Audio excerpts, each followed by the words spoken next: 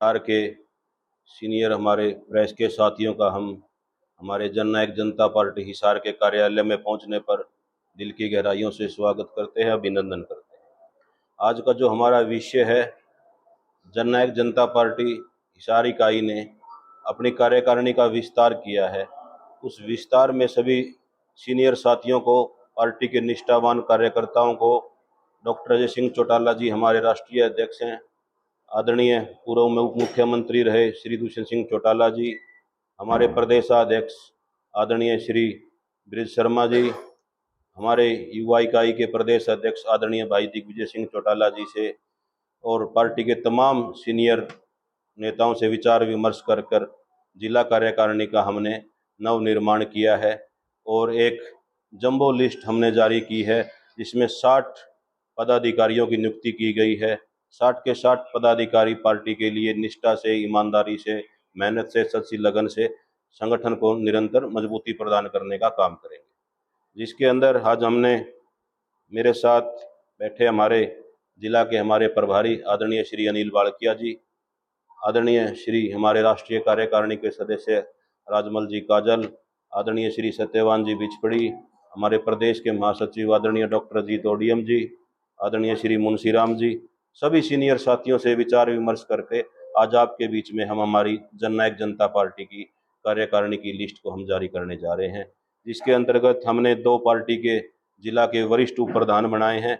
इसमें आदरणीय श्री शमशेर जी मातरश्याम हैं, जो मातरश्याम गांव से पूर्व सरपंच भी रहे हैं और पार्टी के पुराने सीनियर साथी हैं, और आदरणीय श्री मुंशीराम बेनीवाल जी गांव मोहब्बतपुर से हैं, जो पूर्व में आदमपुर हल्का के अध्यक्ष रहे हैं। पार्टी ने 2 को वरिष्ठ उप प्रधान की जिम्मेदारी दी है।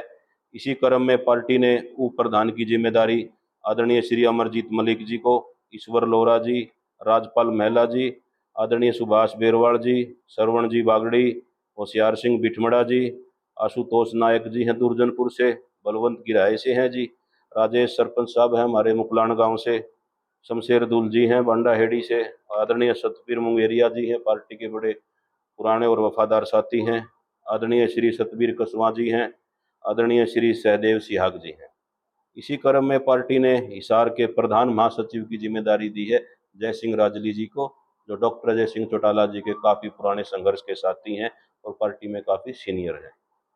इसी क्रम में पार्टी ने महासचिव की जिम्मेदारियां दी हैं आदरणीय श्री सुरेश नंबरदार जी को, कृष्ण लितानी जी को, आदरणीय श्री ओम प्रकाश भेरिया जी को, बलजीत सरपंच जी हैं सिंगवा रागो के, आदरणीय श्री पम्मी जी एक्स सरपंच है लुदास गांव के, धर्मवीर खेड़ी जी हैं, नरेश सहरावत जी पूर्व सरपंच है खरडलीपुर से, धर्म सिंह घोसला जी हैं आर्यनगर से, रामानंद खटीक जी हैं बाड़समंद से, मास्टर बलवान कुंडू जी हैं फरीदपुर गांव से हैं, राम प्रकाश शर्मा जी बहुत ही पुराने पार्टी के हैं बास गांव से, आदरणीय श्री दलबीर पानू जी हैं सिसाई से, आदरणीय श्री वेद अग्रवाल जी हैं हिसार अनाज मंडी से, आदरणीय श्री बाली जी बाटोड़ और भाई कुलदीप लंबरदार जी को पार्टी ने महासचिव की जिम्मेदारी देने का काम किया है।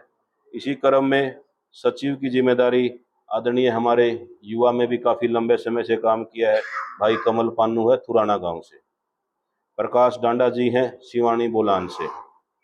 इसी क्रम में सुरेंद्र सिहाग जी हैं सिसाई गांव से, आदरणीय श्री रतनलाल पंडित जी हैं चिकनवास गांव से, आदरणीय भाई महेंद्र मलिक जी हैं उमरा गांव से। पार्टी के बहुत पुराने हैं श्री सतपाल जी मोर, भाई सोमवीर जी शोरान आज़ाद नगर से, जो व्यापार मंडल के हमारे आज़ाद नगर के प्रधान भी हैं, आदरणीय श्री रामफल खानपुर जी हैं, बलजीत चहल जी हैं, भाई मोहित जी अरोड़ा जी हैं और कृष्ण सिहाग जी और भाई वीरेंद्र रुंडला जी को सचिव की जिम्मेदारी देने का काम पार्टी ने किया है। इसी क्रम में सह सचिव में आदरणीय श्री रामफल जी लोहान, ईश्वर जी न्यारा, सरदार गुरसुरण जी हैं उकलाना से, भाई शमशेर पुनिया जी हैं, मोहनलाल गुदारा जी हैं, सुभाष जी हैं खासा महाजन से, योगेश आर्य जी हैं, साहबराम जी हैं और भाई मुकेश डुलगत जी हैं और आदरणीय नंदलाल बेनीवाल जी हैं और राज कपूर रांगी जी हैं। पार्टी ने जो महत्व जिम्मेदारी दी है संगठन सचिव की, वो हमारे शहर के हमारे बड़े सीनियर साथी हैं। संगठन सचिव की जिम्मेदारी दी है आदरणीय भाई जितेंद्र भियाणा जी को। कार्यालय सचिव हमारे मास्टर रणधीर बलारा जी हैं, जो पहले भी कार्यालय सचिव थे, दोबारा से फिर उनको कार्यालय सचिव की जिम्मेदारी दी गई है। प्रचार सचिव है हमारे भाई गुड्डू लैंगेवाड़ा जी, बड़े शहर के प्रमुख व्यवसायी हैं, बिजनेसमैन हैं। और कोषाध्यक्ष की जिम्मेदारी पार्टी ने महावीर सिहाग जी को दी है। आशा और उम्मीद करते हैं ये नया संगठन जननायक जनता पार्टी को ऊंच तक लेके जाएगा, ऊंचाइयों पे लेके जाएगा और भाई दुष्यंत चौटाला जी के और डॉक्टर अजय सिंह चौटाला जी के हाथ मजबूत करने का काम करेगा और हिसार के अंदर और हरियाणा के अंदर एक नया परिवर्तन लाने का ये एक इकाई काम करेगी। 25 सितंबर को लेकर क्या प्रोग्राम?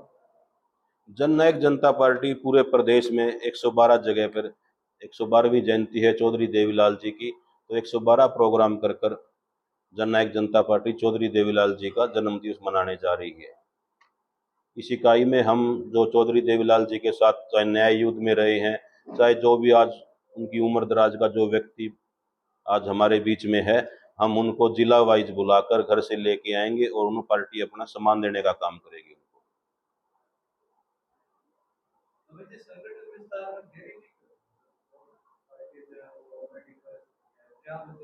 नहीं, देरी तो मैं नहीं कह सकता क्योंकि अभी हमारी जिला इकाई थी, जो अभी जिला अध्यक्षों की जिला प्रभारियों की लिस्ट आई थी वो अभी 3 महीने पहले आई थी। अभी निरंतर संगठन का विस्तार चल रहा है। हमारी कल भी किसान सेल की जिम्मेदारी आदरणीय बागवीर बेनीवाल जी को दी गई है। बीसी सेल की हमारी आदरणीय राम कुमार भट्ट जी को दी गई है और हमारे अभी एससी सेल की लिस्ट हमारी आनी रही हुई है। देखिए, भविष्य मेहनत करेंगे हम और पूर्ण इस हरियाणा प्रदेश में वापसी दुष्यंत चौटाला जी करेंगे। युवा नेतृत्व है, उन्होंने अपने कार्यकाल में 4.5 साल के कार्यकाल में बहुत कुछ करने का काम किया है। आज हमारे हिसार के अंदर, जिस शहर के अंदर हम बैठे हैं, कल मुख्यमंत्री जी आ रहे हैं एयरपोर्ट के ऊपर, कह रहे हैं कि वो है हाँ वो ट्रायल होगा, तो उसके अंदर भी अगर एयरपोर्ट बनाने में अगर किसी का अहम रोल है तो वो दुष्यंत जी का है। अब क्रेडिट है वो भारतीय जनता पार्टी ले रही है, लेकिन नाराजगी हमेशा अपने आदमी से होती है। दुष्यंत जी को वो कह रहा था कि भाई तू मुख्यमंत्री नहीं, तेरे को हम मुख्यमंत्री बनाते, तो दुष्यंत जी ने, वो उनकी दादाजी की उम्र का था, हमारे दादाजी की उम्र का था, तो मजाक में कहता ताऊ मैंने 2000 से आपकी 3000 पेंशन तो की है, और वो सच्चाई है। अब दुष्यंत जी को सरकार से गए हुए 2 साल होने को आए, बता दीजिए अगर सैनी सरकार ने 1 रुपए बढ़ाने का काम किया हो तो। दुष्यंत जी के कार्यकाल में ही 1000 रुपए बुढ़ापा पेंशन के बढ़े थे। चाहे वो पंचायती राज में महिलाओं को 50% का आरक्षण हो, चाहे वो डिपो राशन में हो, चाहे पंचायती राज में बैकवर्ड सेल को 8% का हो, हर चीज तो दुष्यंत जी ने बड़ी बखूबी से जो वादे किए थे निभाने का काम किया है। वो जो युवाओं के लिए 75% लेके आए थे, उसके अंदर भी सरकार ने यड़िंगा डाला है, कोर्ट से रद्द करवा रही है, उसकी पैरवी नहीं कर रही। दुष्यंत जी इसको अपने लेवल पे उसके लिए लड़ रहे हैं। अगर 75% युवाओं का आरक्षण हरियाणा में लागू होता है तो हरियाणा के अंदर एक युवाओं के अंदर एक अलग अलग जगह आएगा, युवाओं के भविष्य को एक उज्जवल बनाने का काम करेगा।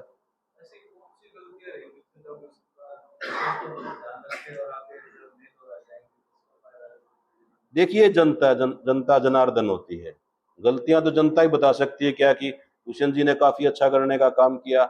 10 ही हमारे विधायक थे, जनता ने तो ये माना कि दुष्यंत जी के पास 50 विधायक हैं और वो कुछ नहीं कर पा रहे। 10 विधायक होते हुए दुष्यंत जी ने जो किया, एक सरकार का हम 20% हिस्सा ही थे, 20% में जो किया आज तक किसी ने किया हो बताइए। उप मुख्यमंत्री तो है हिसार के, पहले भी आदरणीय चंद्रमोहन जी रहे हैं, कोई नाम लेने वाला हो, कोई जानने वाला हो तो बताइए। उप मुख्यमंत्री क्या होता है, दुष्यंत जी ने उनका महत्व दिखाया कि भाई उप मुख्यमंत्री क्या कर सकता है, वो दुष्यंत जी ने करके दिखाया। तो उस समय सत्ता के साथ आप लोग गए, उससे पार्टी का ग्राफ बढ़ा या नुकसान हुआ मानते, क्या मानते हैं? देखिए, उस टाइम का वो फैसला बड़ा जायज था। आपको भी पता है रमेश जी कि 10 विधायक थे, पहले कांग्रेस की भी सरकार बनाने की मनी थी, तो दुष्यंत जी के जो वादे थे भाई कॉमन मिनिमम प्रोग्राम के तहत सरकार के साथ समझौता हुआ था और काफी हद तक हम हमारे सिर्फ बुढ़ापा पेंशन 5100 ना कर पाए, उसके कारण 3000 हम कर पाए, बाकी जो हमारे वादे थे हमने पूरा करने का काम किया।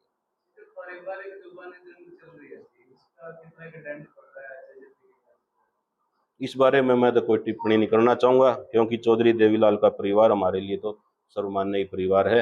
हाँ, इतना जरूर कहना चाहूंगा मैं इंडियन नेशनल लोकदल के लिए कि वो कोई भी पार्टी में शामिल होता है वो अपने पदाधिकारियों को भी जेजेपी लिख देते हैं कि फेसबुक पे जेजेपी का शामिल हुआ। वो दुष्यंत के नाम का, चाहे वो इनेलो हो, चाहे वो बीजेपी हो, चाहे वो कांग्रेस हो, हर आदमी को दुष्यंत के नाम का फोबिया हो चुका है, सुबह से शाम तक दुष्यंत दुष्यंत ही रहती है। तो उसका कारण क्या है वो तो आप लोग ही बता सकते हैं जी। जो बाढ़ आई उसमें पैकेज दिया है 7 से 15,000 प्रति किलो, तो जेजेपी ने क्या मांग की, कितना ये किसान ऊंट ऊंट में के मुंह में जीरा देने के समान है जी। 7 से 15 हजार के अंदर क्या होगा आप बताइए जी। किसान की जो आज हालात है, आप लोगों ने बड़ी, मीडिया के साथियों को मैं तो बधाई देता हूं कि आपके जो साथियों ने गांव तक जाकर पानी के अंदर ट्रैक्टरों पे चढ़ के, बैल बग्गी पे चढ़ के घरों की जो स्थिति परिस्थितियां हैं, लोग कैसे बस्तियों में मोहल्लों में जीने पे मजबूर हो चुके हैं, कितने मच्छर हैं, कितनी गंदगियां, चर्म रोग गाँव में शुरू हो चुके हैं, और सरकार का इसकी तरफ कोई भी ध्यान नहीं है। सरकार अपनी मौज मस्ती में लगी हुई है, देहात की तरफ कोई भी ध्यान नहीं है। जो महिलाओं को लेकर 2100 रुपए का जो पेंशन देने की बात थी, चुनावी घोषणा था, लेकिन इसमें निर्धारित किया गया, क्या मानते हैं सबको मिलना चाहिए था या सरकार का कदम ठीक है, ये आय के हिसाब से किया गया? देखिए, सरकार ने कहा था महिलाओं को देंगे, बीजेपी ने वादा किया था कि हम महिलाओं को देंगे। उसके अंदर अगर इनके मैनिफेस्टो में अगर ये कोई था कि हम इस के क्राइटेरिया बनाएंगे तो ठीक है, बना लो। जब मैनिफेस्टो में इनके अंदर कोई क्राइटेरिया नहीं था, सिर्फ उसमें ये लिखा गया था कि महिलाओं को देंगे, तो अब ये क्राइटेरिया कहाँ से आया? मैं तो सवाल करना चाहता हूँ भारतीय जनता पार्टी से, भैया अब क्राइटेरिया किस बात का? जो भी महिला है उसको आप सम्मान देना काम करें। जीएसटी बढ़ाने वालों ने जीएसटी कम किया और बड़े जोर शोर से क्रेडिट लिया था। ये सरकार सिर्फ वो अखबारों की और एड की सरकार रह चुकी है, चाहे वो हमारी हरियाणा रोडवेज की बस हो, चाहे शहर के विभिन्न जो मेन चौराहे हैं जहाँ भी है, सरकार इतना पैसा अपना सिर्फ और सिर्फ एडवर्टाइजमेंट पे खर्च कर रही है। अगर वही पैसा भी ये अपने यहाँ पर देहात के अंदर जो बाढ़ आई हुई है, यहाँ लोगों को राहत देने का काम करती, तो कितने लोगों का जीवन सुधर जाता। मैं तो कई सामाजिक संस्थाएं हैं जिन्होंने इसके अंदर आके आके एक गरीब की कमेरे की मदद की है। मैं तो उन सभी संस्थाओं का धन्यवाद करता हूँ कि सरकार सोई हुई थी और वो सामाजिक लोग थे, चाहे वो सामाजिक संस्थाएं थी जो आगे आई और लोगों की मदद की। मैं उन सबका धन्यवाद करता हूँ। जैसे भाजपा की सरकार आई, आप क्या मानते हैं कांग्रेस की वोट चोरी के माध्यम से सरकार बनाई गई, क्या जनता ने वाकई में भाजपा को चुना या कहीं ना कहीं कांग्रेस आवाज उठा रही है, वो सही है? देखिए, ये कांग्रेस की जो सरकार थी, इसमें कोई भी शक नहीं है कि पूरे हरियाणा प्रदेश में कांग्रेस की लहर थी, लेकिन पिता ने अपने पुत्र मोह में कांग्रेस की लुटिया डुबोने का काम किया है। हर जगह भाजपा से मैच फिक्सिंग कर कर कैंडिडेट को उतारा गया। आज उसी कारण भारतीय जनता पार्टी पूरे प्रदेश में दोबारा लौट के आई है। अगर इसका कोई जिम्मेदार है तो भूपेंद्र हुड्डा और आदरणीय दीपेंद्र हुड्डा जी है। तो वोट चोरी का जो एक तरह से मुद्दा बनाकर इस समय देश में चल रहा है, जो मुद्दा वोट चोरी चोरी नहीं मानते आप? नहीं, वोट चोरी तो है ही है जी, वोट चोरी तो है, वो तो ग्राउंड की बातें हैं, हमें लिस्ट चेक करनी पड़ेगी, वो एक अलग मामला है। लेकिन जो सरासर दिख रहा है वो मैच फिक्सिंग का मामला है। आपको मैं कल का ही उदाहरण देना चाहता हूं, जो दिल्ली यूनिवर्सिटी के अंदर जो हमारा भाई मान साहब प्रधान बने हैं दिल्ली यूनिवर्सिटी के, वो कौन है? उनका बैकग्राउंड उठा के देखिए। वो हुड्डा साहब के बड़े करीबी हैं, और हुड्डा साहब ने उनके एनएसयूआई का जो मजबूत दावेदार था उसकी टिकट काट कर मैच फिक्सिंग कर कर वहां से भी एबीपी को जिताने का काम किया। तो आप लगा लीजिए किस तरह तक भारतीय जनता पार्टी की आउट ऑफ वे जाकर हरियाणा में मदद कर रहे हैं। मैं अनिल प्रधान जी से, प्रभारी जी से भी कहना चाहता हूँ कोई दो बात।